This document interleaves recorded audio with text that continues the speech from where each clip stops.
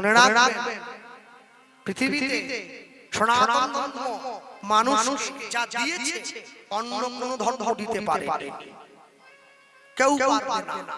তারপরেও যখন লক্ষ্য করি খবরের কাগজে, টিভির পর্দায়, মোবাইলে খবরে যখন দেখতে পাই নিজের ধর্মকে অপমান করেছিল বলে প্রতিবাদ করার জন্য বাংলাদেশে দীপু দাসকে উগ্রপন্থীরা জ্যান্ত জ্বালিয়ে মারছে, তখন দুঃখ হয়।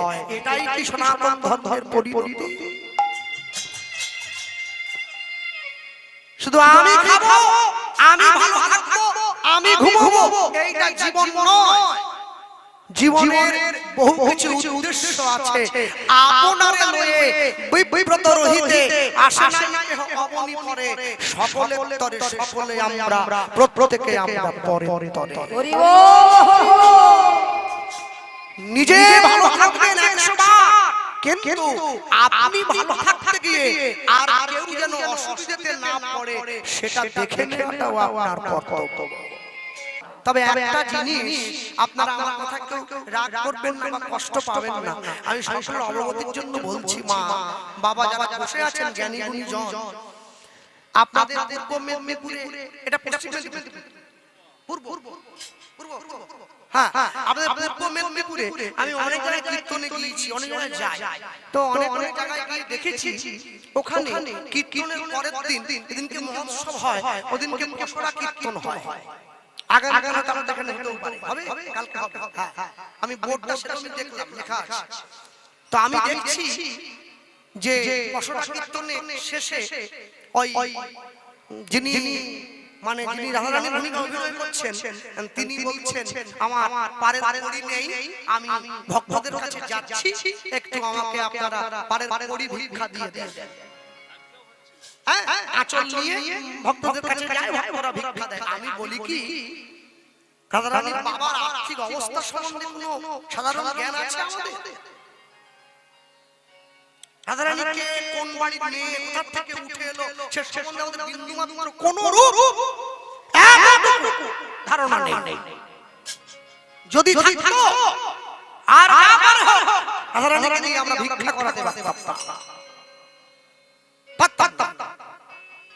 বৃষভানু রাজার মেয়ে, 3 ভাই বৃষভানু, চন্দ্রভানু, সুভানু, প্রত্যেকের নামের পরে ভানু শব্দের যোগ আছে। ভানু মানে সূর্য, এরা সূর্যদেবের বংশধর। রাধারানীর বাবা বৃষভানু রাজা প্রত্যেকদিন নিজের মেয়েকে প্রত্যেক মাসে একবার করে ওজন করতেন, দাড়ি পাল্লার একদিকে মেয়েকে তুলে দিতেন আর একদিকে সোনা তুলতেন। মেয়ের ওজনের সোনা প্রতি মাসে দান করে দিতেন যাতে মেয়ের নজর না লাগে। আমরা তার মেয়েকে ভিক্ষা করতে পাঠিয়ে দিচ্ছি। আমাদের রুচিটা কত নিম্নগামী একবার বুঝতে পারছেন? এই নিম্নগামী রুচি থেকে আমাদেরকে বেরিয়ে আসতে হবে। হ্যাঁ, আমি নন্দীগ্রামে কীর্তনে গিয়েছিলাম, সকাল 10টায় আমার কীর্তন। আমি কি কমিটিকে বললাম বাবু কত লোক প্রসাদ পাবে? বলছে 20,000। আমি বললাম 20,000 লোক প্রসাদ পাবে, ওই 10টা যতক্ষণ প্রসাদ পাবে ততক্ষণ গান গাইতে পারবো না, ওই একা মানুষ। বলছে আপনার থেকে বলছে আপনি 10টায় উঠবেন, 1টায় নেমে যাবেন, আপনার আবার দল আছে। বাহ, আমি তো খুব খুশি। আর আগে দিলে ভালো হয়। 10টায় দিয়ে দিয়েছি, উঠে গেছি। আমি যেই নামলাম কমিটি মাইকে অ্যানাউন্স করছে এরপরেই কীর্তন হবে। আপনাদের চির আকাঙ্ক্ষিত, চির প্রতীক্ষিত মঞ্চ জ্বালানো, হাত কাঁপানো। কি রে এইরকম ঘোষণা হচ্ছে, মঞ্চ জ্বালানো, দাঁড়িয়ে তো শুনতে হবে। তারপরে কীর্তনের দল, ব্যান্ড, ঢোল, টিগরা, কি হলি নাম এলো, কীর্তনে খোল পোতা গেল। সবকিছু বিকৃত করতে করতে করতে করতে লাস্টে ভগবানের নামটাকে আমরা বিকৃত জায়গায় নিয়ে চলে এসেছি। আমাদের মানসিকতা বিকৃত হয়ে যাচ্ছে না? আমাদের মানসিকতা বিকৃত হয়ে যাচ্ছে। ভগবান শ্রীকৃষ্ণ সখীদের সঙ্গে কথা বলতে বলতে সখীদের চারদিকে ঘুরে ঘুরে গান গাইছেন। এমন একটা ঝিনুক খুঁজে পেলাম না যাতে মুক্ত আছে। আহারে, এই কীর্তন শুনবার জন্য মহাপ্রভু আমাদেরকে জন্ম দিয়েছিলেন। এই কীর্তনের জন্য মহাপ্রভু আমাদেরকে এখনো বাঁচিয়ে রেখেছে। মনে রাখবেন, যা শুনলে নোংরা জলে হাত ধুলে হাত কোনোদিন পরিষ্কার হয় না, হাত নোংরাই হয়ে যায়। আমার কথা একটু রাগ করবেন না, আমি বললাম বলে ক্ষমা প্রার্থী সকলের কাছে। মনে রাখবেন, জীবনকে সুস্থভাবে চালনা করা অনেক ভাগ্যের দরকার হয়, অনেক ভাগ্যের দরকার। আপনাদের পূর্ব মেদিনীপুরের দীঘাতে একটা জগন্নাথের মন্দির হয়েছে, গিয়েছে জানেন? সে কি কাছের লোক হয়ে ট্রেন ফেল করছে? এত সামনে আমি গিয়েছি। হ্যাঁ, অপূর্ব মন্দির, একবার সুন্দর, ভালো ভালো। সনাতন ধর্মের মন্দির তো বাড়াতে হবে, কারণ মসজিদ বেড়ে যাচ্ছে, মন্দির বাড়ছে। বাড়ু বাড়ু, এই তো আবার মুর্শিদাবাদে বাবরি মসজিদ তৈরি হবে। ভালো ভালো, যত মসজিদ হবে তত যেন মন্দিরও হয়, সমান থাকতে হবে। ভালো ভালো। তবে দীঘার জগন্নাথ মন্দির আমি দর্শন করেছি, জগন্নাথ নামকে দর্শন করেছি। আপনারা যাবেন যারা এখনো জাননি, তবে আমার একটা কথা আছে, কি দয়া করে দীঘার জগন্নাথ মন্দিরটাকে জগন্নাথ ধাম বানিয়ে ফেলবেন না। ধাম হচ্ছে পুরী ধাম, দীঘা জগন্নাথের মন্দির ধাম নয়। চারটে ধাম, রামেশ্বরম, দ্বারকা, বদ্রীনাথ, পুরী, এই চারটে। আর ভক্তদের মুখে দুটো বোঝা, একটা নবদ্বীপ ধাম, একটা বৃন্দাবন ধাম। কিন্তু বৃন্দাবন ধাম শব্দটা বৃন্দাবনের পরে বসে না, আগে বসে। শ্রীধাম বৃন্দাবন পরে নয়, আগে।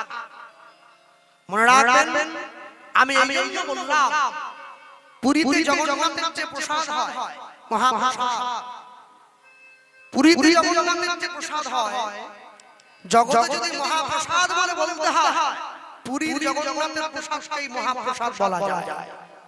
চোখ কেন কেন একটুখানি শুনে রাখুন, পুরীতে জগন্নাথের জন্য যে প্রসাদ রান্না হয় প্রতিদিন, আপনারা জানলে অবাক হবেন, প্রত্যেক দিন 10,000 মানুষের প্রসাদ তৈরি হয় পুরীতে।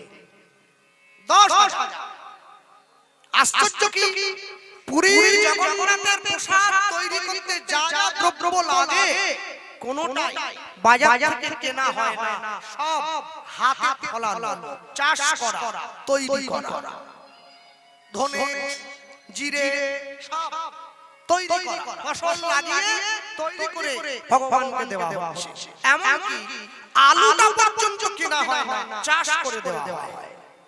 আর যখন পুরীতে আলু হয় না, এই শীতকালীন সময়ে আলু হয় না পুরীতে, কি করে ওরা ওই চুবড়ি আলু বা খাম আলু যে বলেন আপনারা, ওইটা দিয়ে জগন্নাথের ভোগ প্রস্তুত করে। হ্যাঁ, জগন্নাথের জন্য পুরী ধামে যে চাল দিয়ে রান্না হয়, ওই ধানটার একটা বিশেষ নাম আছে। ওই ধানটার নাম হচ্ছে অহমানিয়া। ছোট ছোট গাঁট হয়, পেটটা একটু মোটা, মাথা সরু হয়।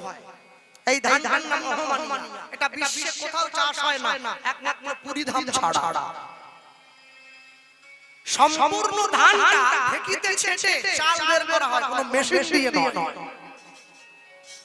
অহমানিয়া মন্দিরে আনা হয়, মন্দিরে আনার পরে যখন সেই অন্ন প্রস্তুত করার জন্য হাঁড়িতে সাজানো হয় চাল, ওই হাঁড়িটাকে বলা হয় ঝিক।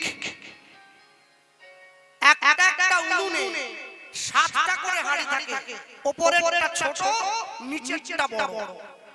আগুনটা একবারই দিয়ে দেওয়া হয়, আগুনটাকে বলা হয় ছেক। আশ্চর্য কি, যে হাঁড়িটা সবার উপরে আছে ওটা সবার আগে হয়, যেটা সবার নিচে আছে ওটা সবার শেষে হয়।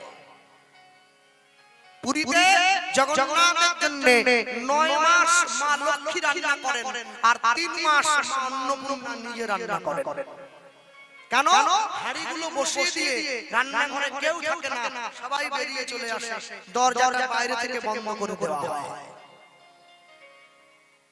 এবার রান্না প্রস্তুত হয়ে যাওয়ার পরে বেতে ধামাই করে যখন ওই প্রসাদ সাজিয়ে মন্দিরে নিয়ে যাওয়া হয় তখন তাকে বলা হয় ভোগ। জগন্নাথ বসে আছেন মা দক্ষিণা কালিকা যন্ত্রের উপরে। মা দক্ষিণা কালিকা গোটা বিশ্বের প্রতীক। সেই যন্ত্রের উপরে ভোগ রাখা মানে গোটা বিশ্বকে নিবেদন করা হয়ে গেল। ভোগ যখন জগন্নাথ দেবের সম্মুখে দিয়ে আচরণ করা হয় তখন সেটা হয় প্রসাদ। ওই প্রসাদ জগন্নাথের মন্দির থেকে বের হয়ে যাওয়ার পরে 24 ভরি সোনার থালায় করে সাজিয়ে জগন্নাথের মন্দিরের পাশে মা বিমলা মায়ের মন্দির আছে, তাকে নিয়ে গিয়ে দেখানো হয়। মা বিমলা যখন সেবা করেন তখন হয় মহাপ্রসাদ। হরি বল হরি বল। মা বিমলা সেবা করবার পরে ওই প্রসাদ নিয়ে গিয়ে আনন্দবাজারে দেওয়া হয়।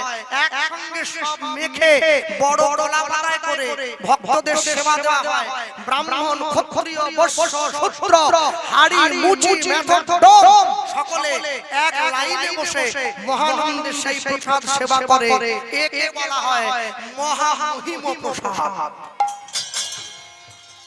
সকলে সেবা হয়ে যাওয়ার পরে কলা পাতায় যেটা পড়ে থাকে সমস্ত প্রসাদকে এক জায়গায় করে পুরীর পান্ডারা একটু একটু করে বদনে নেন। ভক্ত পদ ধুলি আর ভক্ত পদ জল, ভক্তের ভক্ত অবশেষ তিন সাধনের বল। এই এক জায়গায় করে পান্ডারা প্রসাদ বদনে নেন, তখন ওই প্রসাদকে বলা হয় অভরা। এরপরে ত্রিপল পেতে ওই প্রসাদকে শুকনো করতে দেওয়া হয়, তাকে বলা হয় নির্মাল্য। শুকনো হয়ে যাওয়ার পরে ওই প্রসাদ আধা শুকনো আধা কাঁচা করে মানুষের হাতে হাতে দেওয়া হয় যারা চায়। একে বলা হয় কৈবল্য। এই কৈবল্য একদম শুকনো হওয়ার পরে লাল পুটুলিতে মুড়ে প্রত্যেকের গৃহে চলে আসে। একাদশীর পরের দিন দ্বাদশের পারণের অন্নের চাল হিসাবে একে বলা হয় অন্ন ব্রহ্ম। এজন্য পুরীর প্রসাদের সঙ্গে কোন জায়গার প্রসাদের তুলনা হবে না। হ্যাঁ, প্রসাদ কি রেশন দোকানে পাওয়া যায়? চারটে খাজা দুটো গজা এ প্রসাদ হলো?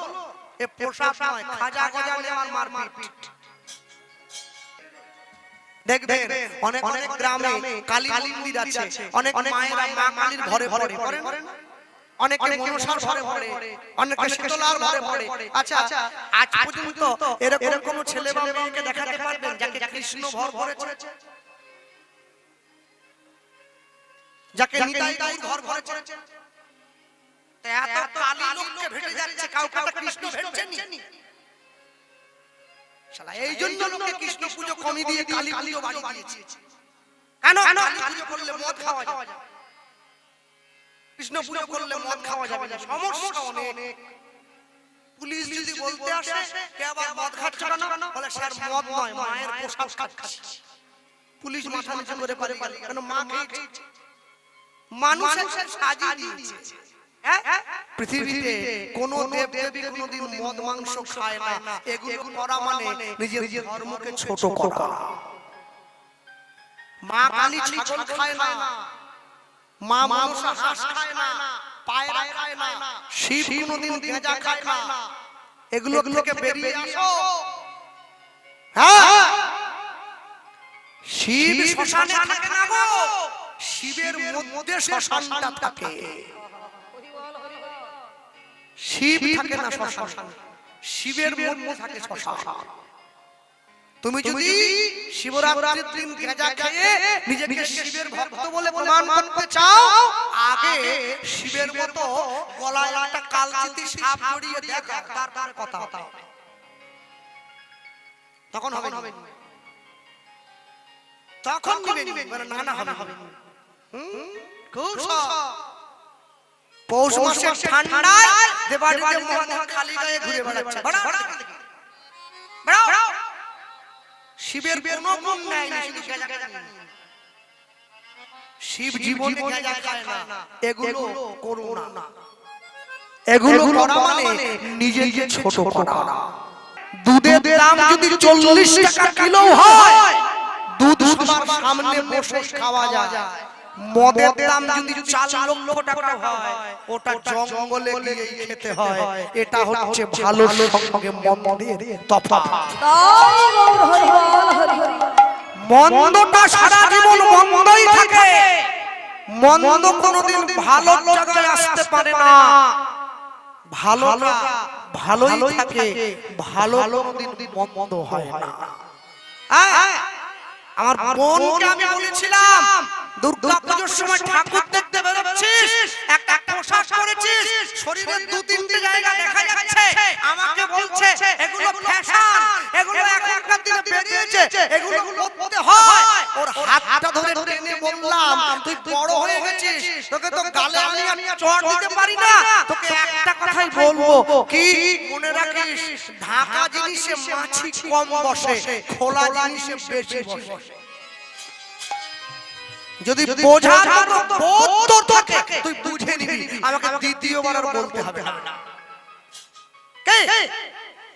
আপনি সকালবেলায় শাড়ি একটা পরে চুলটা ছেড়ে রাস্তা দিয়ে ঘুরে বেড়ান, লোকে আপনাকে ডেকে বলবে, কি বৌদি ভালো আছেন তো, কেমন আছেন দাদা, কেমন? হ্যাঁ, আপনি তারপরের দিন সকালে শাড়ি পরুন, চুলটা বাঁধুন, গলায় তুলসীর মালা দিন, কপালে তিলক দিন, রাস্তা দিয়ে ঘুরে বেড়ান। আগের দিন যে আপনাকে বৌদি বলেছিল, পরের দিন সে আপনাকে বলবে, কি মাতাজি ভালো আছেন। সম্মান জোর করে পাওয়া যায়, আদায় করে নিতে হয়। তুলসীর মালা আপনাকে পড়বে, সবাই বলবে, কেউ যেন বাদ না যায়। লোকে আমাকে বলে, দাদা আমি যে মাছ খাও, খোলা মঞ্চে প্রচার করলাম, যা মন চায় তাই খাবে। মাছ খাবে, মাংস খাবে, ডিম খাবে, সাপ খাবে, ব্যাং খাবে, ছুঁচ খাবে, টিকটি খাবে, গিরগিটি খাবে, আছলা খাবে, সব খাবে। মালা পড়বে, মালা পড়বে। যারা নিরামিষ সেবা করেন তারা মালাটা কণ্ঠের সঙ্গে লাগিয়ে ধারণ করেছেন। যারা আমিষ খাচ্ছেন কণ্ঠ থেকে নামিয়ে পড়বেন। কেন করতে বলছি জানেন? আগে লাইনে দাঁড়ান, তবে তো ডাক পাবেন। হরি বল হরি বল। আকাশের শোভা চাঁদ, চাঁদের শোভা তারা, বৃন্দাবনে কৃষ্ণ শোভা, নদিয়ার শোভা কোরা, গ্রামের শোভা বাড়ি আর রাস্তার শোভা গাড়ি, মুসলমানের বড় বড় দাঁড়ি, এত বড়। বাঙালি হিন্দুরা সংসারে পড়ে ভোগ করে কত জ্বালা, তবু তারা গলায় পরে না দুপে তুলসীর মালা। প্রত্যেকে বলবে ভগবানের মালা, তুলসীর মালা পড়তে কোনো দ্বিধা নেই। আর যে সমস্ত মায়েদের এবং মেয়েদের লজ্জা করে মালা পড়তে, তোমাদের জন্য বুদ্ধি আছে, কি রাত্রে বেলা ঘুমানোর সময় মালা পরে ঘুমাও, কেউ জানতে পারছে না। ওটা খাওয়া পরে বসো, কে দেখবে? ডিউটি হচ্ছে, বেতন পাবো, লোক জানতে পারছে না। সকালবেলা ঘুম থেকে উঠে মালা খুলে বালিশের তলে রেখে ঘরের বাইরে বেরাও, কেউ জানতে পারছে না। এখন তো প্যাঁচ বেরিয়ে গেছে। একদিন, দুদিন, 3 দিন, 4 দিন, 5 দিন, 6 দিন, 7 দিন, 8 দিন, 10 দিন, 15 দিন, 1 মাস, এই খোলা পড়া করতে করতে তুমি দেখবে গলায় রয়ে গেছে, তুমি ঘরের বাইরে চলে এসেছো। মানুষের সঙ্গে প্রেম করলে প্রেম কমে যায়, ভগবানের সঙ্গে প্রেম করলে প্রেম বেড়ে যায়। হরি বল হরি বল। হ্যাঁ, বাঙালি লুঙ্গি পরে কিসের জন্য? বাঙালি লুঙ্গি পরবে না, বাঙালি ধুতি পরবে। ধুতি যদি পরতে কষ্ট হয়, ধুতিটাকে লুঙ্গির মতো দুপাট করে পরবে, লুঙ্গি না।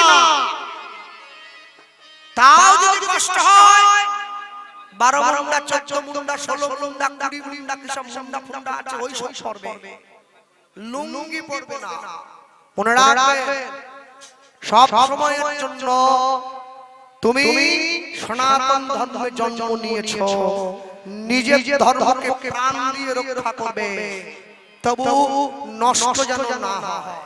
ভগবানপুরের দিকে কীর্তনে গিয়েছিলাম গত বছর, কি বার ভগবান কোন নাকি আছে আপনাদের দিকে? ওখানে আমাকে কমিটির ছেলেরা বলছে, দাদা আমাদের গ্রামে অনেক লোক হরি মন্দির ভেঙে দিয়ে খ্রিস্টান হয়ে যাচ্ছে। কেন? নিজের বাপকে ছেড়ে দিয়ে পরের বাপকে বাপ বলতে ভালোবাসতেছে। নিজের ধর্মের মরণও ভালো, অপরের ধর্ম নকল করা মোটেই ভালো কাজ নয়। হ্যাঁ, আমি ডিসেম্বর মাসের 25 তারিখে কেক খাবো না, পরের দিন খাবো। আমার 14 গোষ্ঠীতে কেউ খ্রিস্টান ছিল, আমি কেক খাবো কোন দুঃখে? পয়লা জানুয়ারি তো না, পয়লা জানুয়ারি দিন। বছরের প্রথম দিন যদি হাতে রক্ত মেখে নাও, বছরের প্রথম দিন যদি পশু হত্যা করো, জীব হত্যা করো, গোটা বছরটা ভালো করে কাটাকাটি করে। আর এই যে মায়েরা বসে আছে হি হি করে হাসছে, মায়েরা সব বদমাশ। সকালবেলা উঠে বাড়ির কথা কি গো, আজকে জানুয়ারির 1 তারিখ মাংস আনবেন, জীব লাগলে করছে। বছরের প্রথম দিনটা ভগবানের প্রসাদ দিয়ে শুরু করতে পারো না, বিবেক বন্ধ হয়ে গেছে নাকি? প্রথম দিন বছরে ভগবানের প্রসাদ দিয়ে শুরু করবে।